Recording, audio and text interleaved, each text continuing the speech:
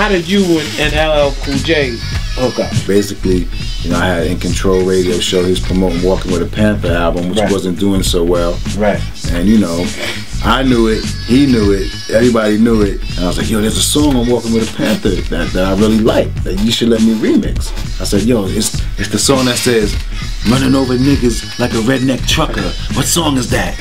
That's what I remember that. Yeah, I remember that one line. I remember that line. I was like, oh, that shit is hot. He said, yo, the jingling? Jingling, baby. He said, yeah. I said, yo, let me remix that shit. I'm telling you, kid, I could touch that. He's like, you sure? I was like, yo, kid, let me do it. Next thing you know, it's like a few days later, they got me the tapes and I hooked it up.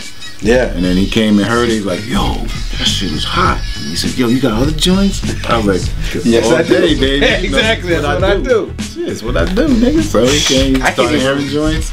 We just started making it. We was like 4 or 5 in. He went back to the record company. Yo, Marley got this shit. I'm fucking with Marley. They was like, we got you set up to go in the studio with Hank Shockley and so-and-so. He's like, nah.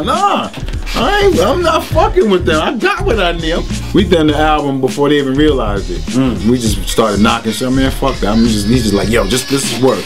And handed it in right around Booming System time. Booming System blew. Around the Way Girl blew. Then fucking Mama Said. And they won one of the first Grammys for Def Jam. Yeah. It was a beautiful thing on some old For the Love of Hip Hop shit. Yeah. That's the only reason why we did that. We used to hit the clubs, go home half drunk, getting there. We don't know how we got there. Getting up in the studio, start with that feeling from the club. Yeah. That's what we went in the studio. Wow. And that was it. Rock out to about noon. and then pass out. Pass out, get up and do it again.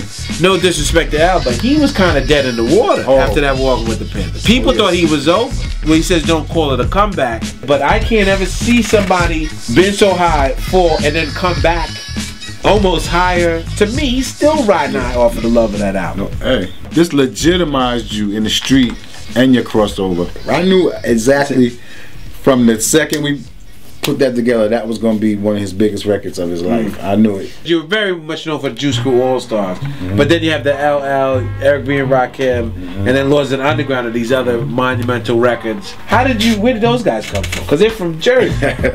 I'm an equal opportunity employer. I'll put it like that. Okay, what could I conquer now? What's the reinvention plot right now? Now, I had a thought in my mind of a group name. I wanted it to be 2 guys.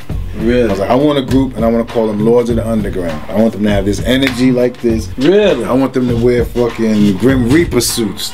They so underground. And then my cousin like, yo, I know these 2 dudes down in my college, Shaw University. Okay. You know, my cousin Derek Jackson was down there and you need to come check him out. Do it all.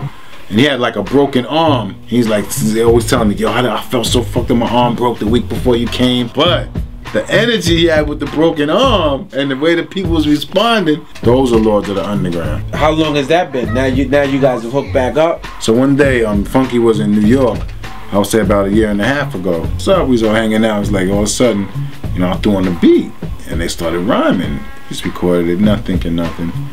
And what I did, taped myself playing like a few seconds of the beat. I was like, yo, new Lords of the Underground song. Put it on the internet, got so much response. We was like, yo, we didn't know that the response would be like that. So after that, we was like, yo, we need to just do a 20th anniversary album. Their show is professional. Yeah, their show is real tight. When they do like Chief Rocker, come on, you know the energy in the room is always crazy. When they do Funky Child, the horn drop, and the beat drop. I appreciate the time, Marley, and no doubt. It's gonna be a pleasure to have you on there. It's gonna be crazy.